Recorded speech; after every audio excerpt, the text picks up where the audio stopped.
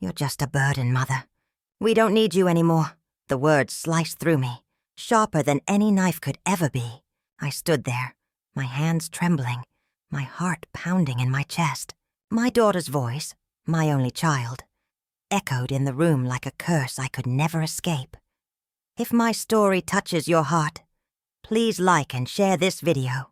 Tell me, where are you watching from today? I would love to know. My name is Eleanor.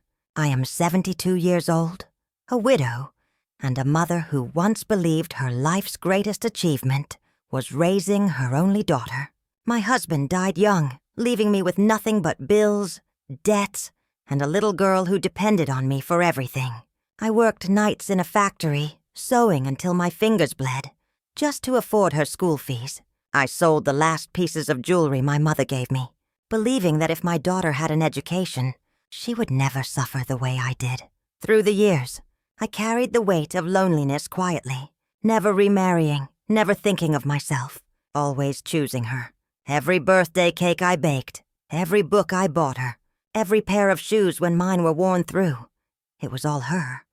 When she grew older, married and had children, I thought my sacrifices had bloomed into a new home for me as well. I thought I belonged in the warmth of my daughter's family, that I had earned a small corner of peace. But love, I've learned, can turn cold in silence, and the home I believed was mine was never truly mine at all. From the moment my daughter Clara came into this world, I built my entire life around her. I remember the first night I held her in my arms. The storm raged outside the hospital, rain pounding the windows. But all I could hear was her tiny cry against my chest. That sound became my purpose. That small, fragile life gave me reason to rise each morning, no matter how heavy my bones felt. Raising her alone was never easy. After my husband passed, the house felt emptier than a hollow shell. Yet Clara's laughter filled the rooms again. I worked during the day and stitched clothes at night to keep us fed. I remember how she would sit beside me, her small hands playing with scraps of fabric, whispering, "One day, Mama, I'll buy you a beautiful house, so you'll never have to work again." Those words were my strength. I made sure she had everything she needed. School books, shoes, a warm coat when the winters were cruel. I denied myself simple comfort so she could feel safe and secure. When she stood on stage at her graduation, cap tilted to one side, my chest swelled with pride so strong it nearly broke me. She was everything I had dreamed of and more. When Clara married Thomas, I felt an odd ache in my heart, the kind that comes when you hand over something priceless. But I consoled myself by believing I wasn't losing her. I was gaining a family. Soon my grandchildren arrived, and with them came joy I hadn't thought possible in my later years. I cradled those little ones as though they were my second chance at motherhood, their tiny fingers wrapped around mine. And in those moments, I felt useful again. I cooked for them, cleaned their rooms, mended their clothes, and walked them to school when Clara was busy with work. When they fell ill, it was my hands that cooled their fevered foreheads through long nights. Each day felt like a blessing. The sound of little footsteps running through the halls made me believe I belonged there, that I had found my place in the world again. Clara would often say, "Mama, I don't know what I'd do without you." Her words melted the loneliness that lingered in my soul. I thought she truly meant it. I thought I was needed, valued, and cherished. The neighbors would look at me with envy, saying how lucky I was to be so loved by my daughter and her family. I smiled politely, never telling them that luck had little to do with it, that behind every smile was a lifetime of sacrifice. Still, I believed their words. I told myself I had raised a daughter who would never forget what it meant to be loved so completely. For years, this trust, this fragile belief, carried me forward. I moved into their home when my own health began to weaken, thinking it was the natural course of life. Parents grow old, and children care for them. I never asked for more than a roof over my head, a chair at the dinner table, and the company of my family. I truly believed I had earned this simple dignity. But trust, I would learn. is the most delicate thread of all, and when it breaks, it does so without sound, until it is far too late to mend. It did not happen all at once. Betrayal rarely does. It begins in whispers, in sighs, in glances that linger too long. At first, I convinced myself I was imagining it. That age had made me overly sensitive, fragile in ways I never used to be. But hearts, especially those weathered by years of sacrifice, can feel the shift in silence before words ever confirm it. The first crack appeared on a winter's evening. We were gathered at the dinner table, bowls of stew steaming before us. The grandchildren were giggling, telling me about their day at school. My heart swelled just watching them. But as I leaned over to refill Clara's glass, I caught the flicker of her eyes toward Thomas. It was a small thing, barely noticeable, but I saw the tightness in her lips, the way his shoulders slumped as if holding in a sigh. It was not the look of love. It was the look of burden. I tried to dismiss it. Perhaps Thomas had simply had a long day. Perhaps Clara's mind was elsewhere. But as weeks passed, these moments multiplied. My footsteps in the hallway seemed to draw silence from their conversations. My presence at the table made the air heavier, as though my very existence was an interruption. Birthdays came and went, and I began to notice the forgetting. Once Clara would surprise me with a cake, even if small, and gather the children to sing for me. But that year there was nothing, not even a happy birthday. I told myself they were busy, that life was hectic. I smiled as if it did not matter, though inside the silence cut deeper than any forgotten gift. Then came the conversations that weren't meant for me to hear. I was walking past their bedroom late one night when Clara's voice reached me, hushed but sharp. "She's always here, Thomas. I feel suffocated. Every time I turn around, she's in the way." Thomas murmured something I couldn't quite catch, his tone weary, resigned. Clara continued, "I didn't ask her to give up her life for me. I didn't ask for her sacrifices. Why does she expect so much just by being here?" I froze in the hallway, her words slicing into me. I hadn't expected gratitude, not after all these years. But I hadn't expected resentment either. All I had ever wanted was to give, to help, to love. The following morning, Clara's smile seemed normal, her voice gentle. She asked if I could walk the children to school, as usual. I agreed, even though I barely slept that night. The grandchildren held my hands, skipping along the sidewalk, their laughter like balm on my aching heart. They needed me, at least. That was enough to keep me moving. But soon, even they began to change. It wasn't their fault. They were children, mirrors of their parents' words. "Why do you always wear the same sweater, Grandma?" they asked once, their eyes curious but edged with something they couldn't name. Another time, when I offered to read them a story, they hesitated, whispering, "Mama says you're too old, maybe later." Each moment left me hollow. I began to question myself. Was I too much? Was my presence smothering them? Did I truly have no value beyond the meals I cooked, the clothes I folded, the endless hours I gave freely?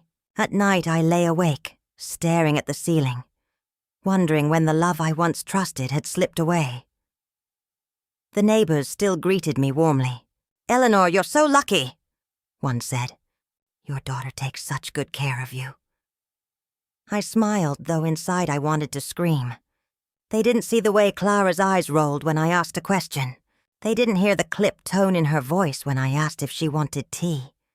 I swallowed my hurt, day after day. Because what else could I do? A mother's love does not vanish just because she is wounded. But I began to move quieter through the house, stepping softer, speaking less. I thought if I made myself smaller, if I asked for nothing, perhaps they would find me easier to love. Still, the cracks spread. The grandchildren no longer ran to greet me when they came home.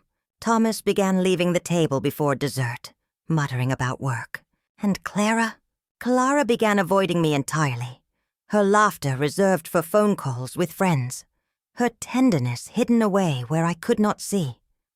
The house that once felt like a home became a place of shadows and silence, and in that silence, I began to hear the echo of truth. Love given is not always love returned. And yet, even then, I did not leave. I told myself things would get better. I told myself this was just a phase. I told myself my daughter still loved me. Deep down.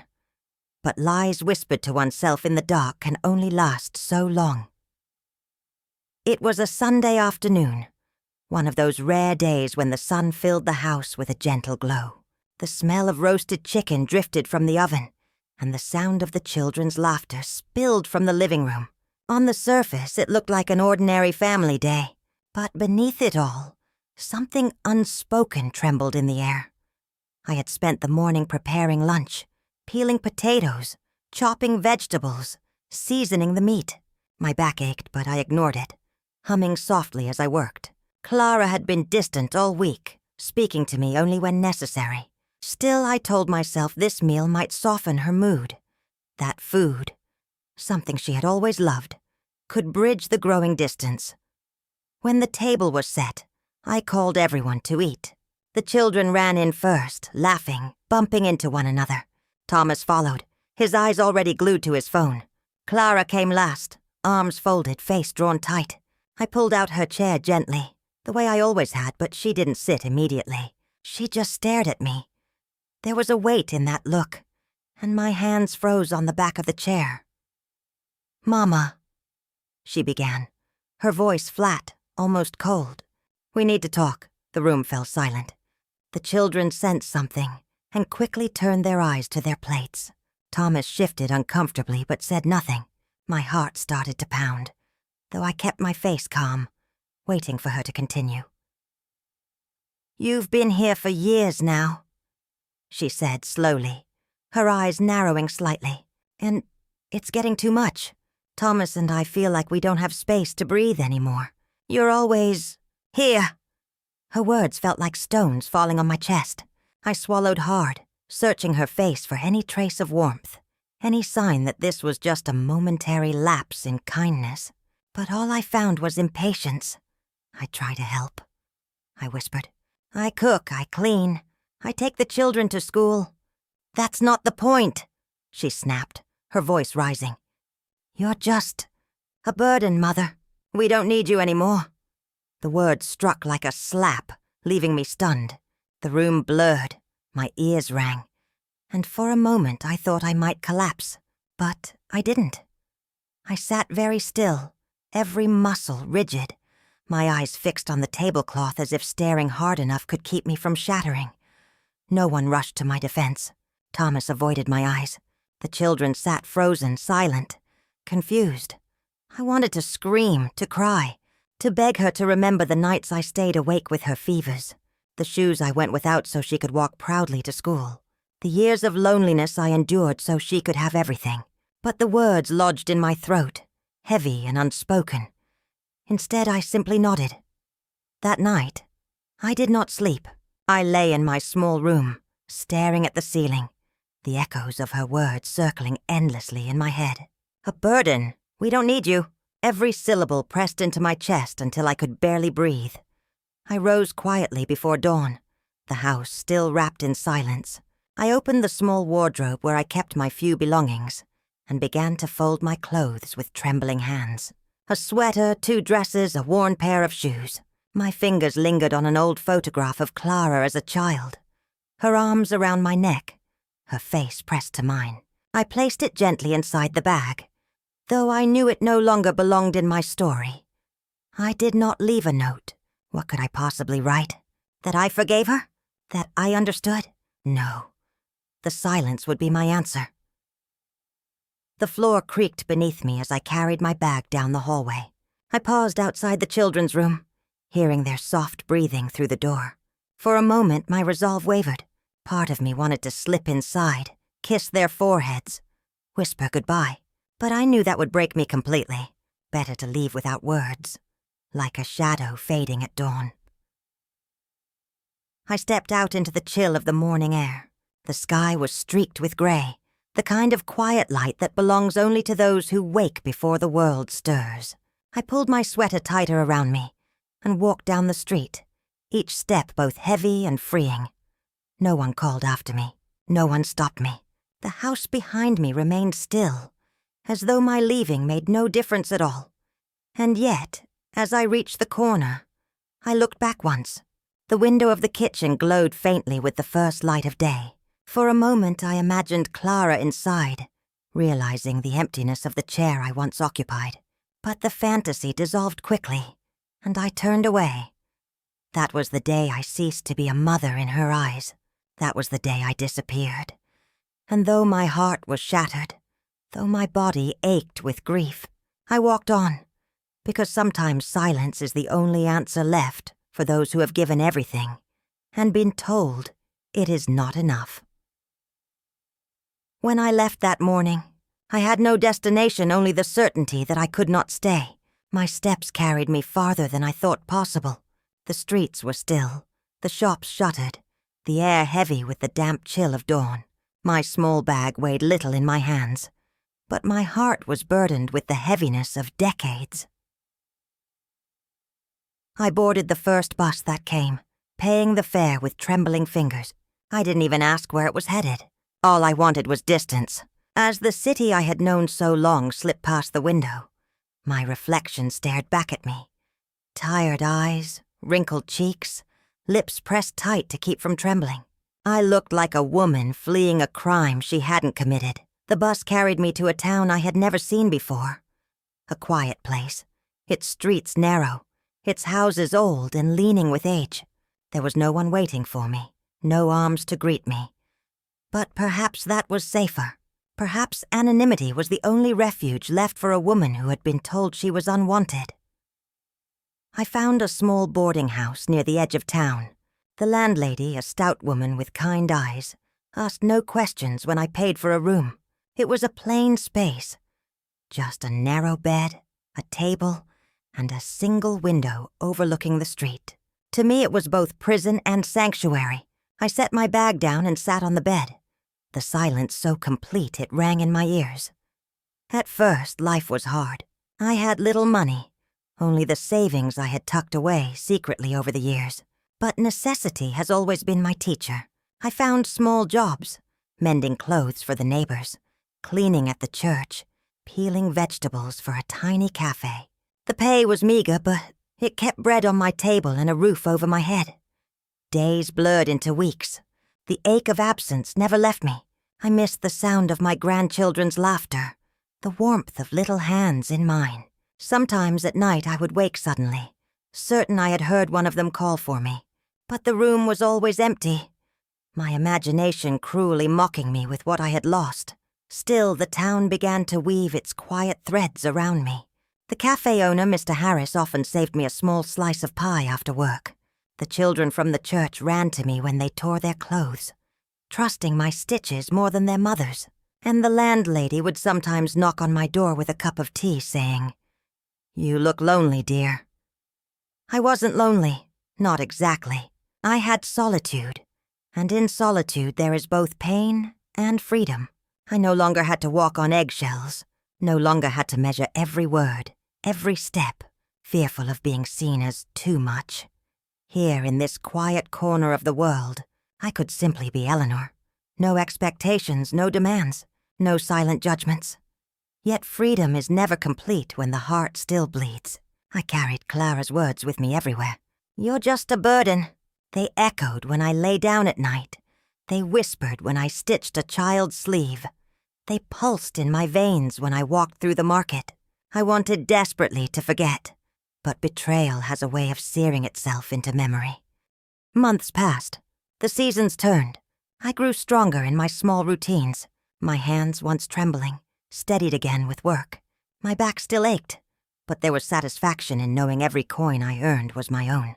I discovered small joys, the way the sunlight fell across my window at dawn, the laughter of children playing in the square, the comfort of a hot meal I had cooked for myself alone. One evening, as I sat by the window, the town bathed in the golden glow of sunset, I realized something startling. I had survived.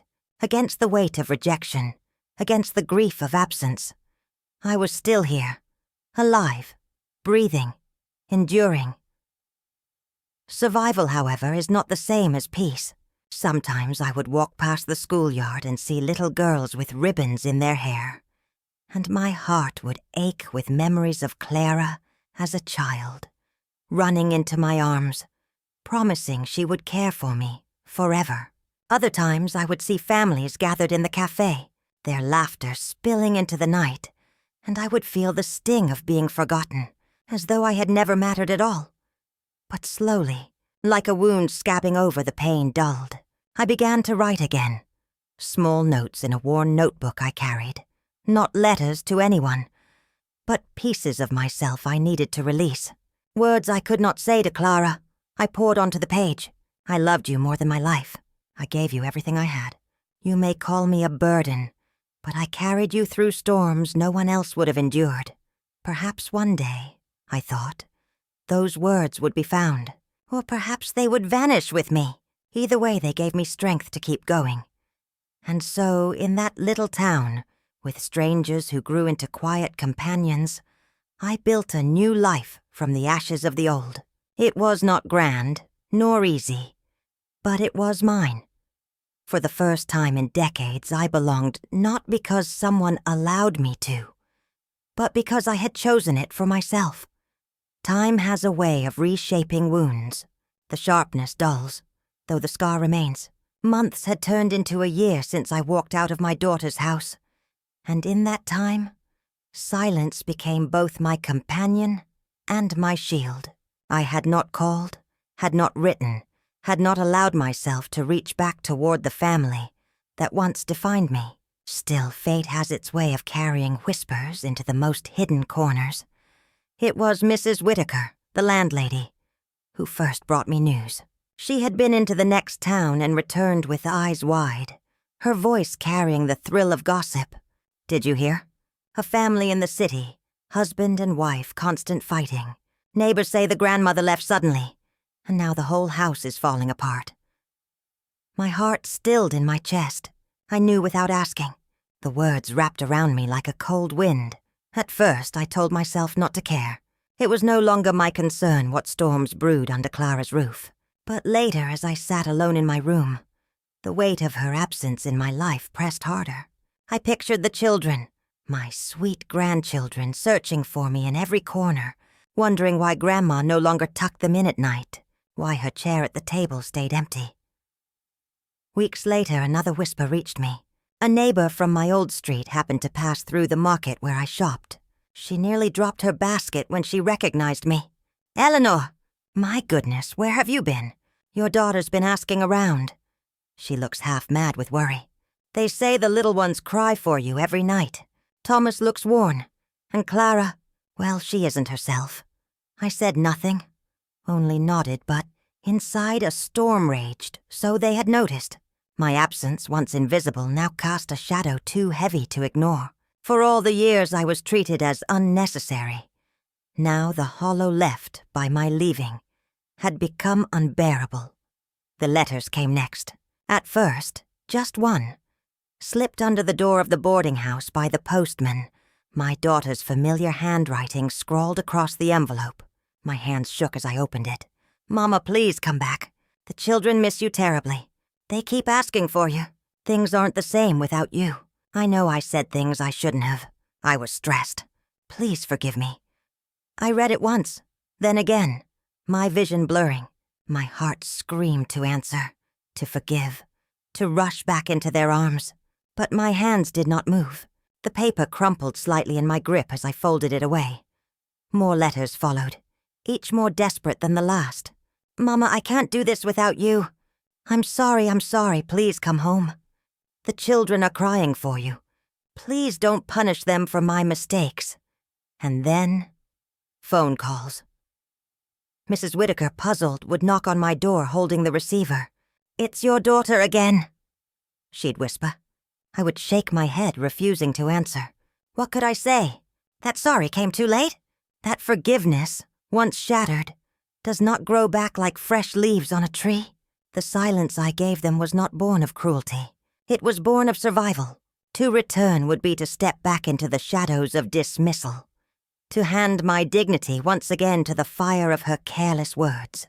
I had spent too many nights convincing myself I was more than a burden, more than an afterthought. I could not undo that fragile progress with a single weak moment. And yet my nights were restless. I dreamed of the children, their faces pressed to the window, waiting. I dreamed of Clara as a little girl, clutching my hand, promising she would never leave me. Those dreams tore at my resolve, leaving me raw and aching. But every morning I woke in my small room, looked at the life I had built with my own weary hands, and reminded myself, love is not love when it is given only out of need. Yes, they missed me now. Yes, they regretted the words once spoken in anger. But regret does not erase cruelty. Regret does not heal wounds left open for years. And so I held to my silence. I let them feel the weight of my absence. I let them taste what it meant to live without the woman they once called a burden. In that silence, I found a strange power. For the first time in my life, I was not begging for space in someone else's heart. I was claiming space in my own. I never set out to take revenge. Revenge, as most people think of it, is loud. Shouted words, slammed doors, accusations flung like daggers. Mine was quiet, almost invisible. It was the kind of revenge that blooms from silence, the kind that lets absence speak louder than presence ever did. In the little town that had taken me in, I built a rhythm that belonged only to me. Each morning I rose before the sun and sat by my window, watching the world wake. The baker's cart rattled down the street. The church bells tolled faintly in the distance, and I let those small sounds fill the emptiness my family had left. For the first time in decades, I was not rushing to meet someone else's needs. My time was mine. My steps carried no expectation but my own. The work I found grew into something more than survival. Mothers trusted me to mend their children's clothes. The local school asked me to teach the girls simple sewing. Soon I had a room at the community center where a half-dozen children gathered each week, their eager hands fumbling with needles and thread. Their laughter filled the space, and though they were not my grandchildren, they brought me a sense of purpose I thought I had lost forever. The townspeople began to know my name. "Eleanor!" they'd call as I passed through the market. "Eleanor, can you spare a moment?" I was no longer invisible, no longer an afterthought in someone else's life. Here I was wanted, not because of obligation, not because of blood, but because of the quiet dignity I offered. Meanwhile, Clara's letters continued to arrive. Some were apologetic, some desperate, some angry at my silence. "Why won't you answer me? Do you hate me that much?" she once wrote. I didn't hate her. The truth was far more complicated. I loved her still. What mother truly stops loving her child? But love does not mean returning to the place that broke you. The children's drawings began to arrive tucked inside the envelopes. Crude shapes of houses, stick figures labeled Grandma. My chest ached as I traced their little lines. I longed to hold them, to smell their hair, to kiss their cheeks. But I folded each drawing neatly and placed it in a box I kept hidden in my drawer. They were my treasures, my reminders and my reasons to stay strong. Neighbors who knew bits of my story often asked, "Will you ever go back?" I only smiled faintly and shook my head. Returning would mean erasing the lesson I had fought so hard to carve into my bones, that I was not disposable, not merely a servant of love. My silence was not cruelty. It was my shield, my proof of worth. And in that silence, a strange transformation occurred. Clara and her family, once dismissive of me, now chased the echo of what they had lost. Each unanswered letter, each ignored call, was my quiet revenge. Not through shouting, not through anger, but by showing them the truth, that a mother's love is not endless to the point of being trampled. That presence once taken for granted can vanish, and its absence can crush what seemed unshakable. I did not need to see their suffering to know it was real. The very persistence of their pleas was evidence enough. They wanted me back. They missed the meals, the care, the gentle hands that steadied their lives. But I would not return. Instead, I poured my energy into the children I taught, the neighbors I helped, the friendships I built. Slowly I found myself standing straighter, speaking louder, laughing more freely. I was no longer the woman shrinking in corners waiting to be noticed. I had become someone else. Resilient, respected, quietly powerful. And in those moments, I understood the deepest kind of revenge. Not to destroy them, not to curse them, but to live fully without them. To prove, without words, that the one they called a burden was, in truth, the weight that once held their world together. It was not anger that kept me away. It was strength, silent strength. The years slipped by quietly, as years often do. Seasons painted the little town in their changing colors. Spring's blossoms along the square, summer's laughter echoing from the schoolyard, autumn's gold scattering the streets, and winter's hush settling like a blanket over the rooftops. Through them all, I remained. Present, rooted, alive in ways I had not been for decades. I often thought of Clara, though less with anger, and more with a strange, settled calm. Her words would always live somewhere inside me. "You're just a burden." They had carved a scar deep into my soul. But scars do not ache forever. With time they become reminders, silent, unyielding truths that shape who we become. The letters eventually grew fewer. The phone calls stopped. Even the children's drawings ceased to arrive. I imagined that life had carried them forward, that they had learned, as all people do, to live with the absence they once thought unbearable. It stung, yes, but it also freed me. Their silence gave me permission to live fully in mine. One evening I sat by my window, the golden light of dusk spilling across the floorboards. A cup of tea warmed my hands, and for the first time in a long while I felt no weight pressing against my chest. There was only stillness, and in that stillness, peace. I thought of the girl I had been, the young widow clutching her baby to her chest, terrified of the years ahead. I thought of the woman who worked through nights, fingers raw, just to see her daughter succeed. And I thought of the mother who had once stood in her own kitchen, trembling as the words burden were thrown like knives. Those women, all of them, lived inside me still, but I was no longer defined by their pain. I was Eleanor, 72 years old, a teacher of children, a friend to neighbors, a woman who had built a life twice over, once for her daughter, and once for herself. And if anyone asked me which life mattered more, I would not hesitate to answer. There was a time I believed that love meant sacrifice without end, that to give was to prove one's worth. But I know now that love is not measured by how much you give away. It is measured by how much remains of you when the giving is done. I gave Clara everything I had, and when she told me it was not enough, when she reduced me to nothing but a burden, I discovered something unexpected, that I could still belong to myself. As the sun dipped below the horizon that evening, painting the sky in shades of fire and violet, I whispered softly to the fading light, "I am not a burden. I never was." The words carried no bitterness, only truth. A truth I wished I had known sooner, but one I was grateful to have found at last. I thought then of the grandchildren. They may grow without me, perhaps never truly knowing the depth of my love. But love does not vanish because it is unseen. It lingers in every story I told them, every lullaby I sang, every moment I held them close. It lives in me still, even from afar. And if one day they search for me, if they walk into this little town and ask after the old woman who taught children to sew and smiled kindly at strangers, I hope they will see me not as the burden their mother once named, but as the strength that endured in silence. I am at peace now. My life may not be what I once imagined, but it is mine, entirely mine, and that, after all the storms I have weathered, is enough.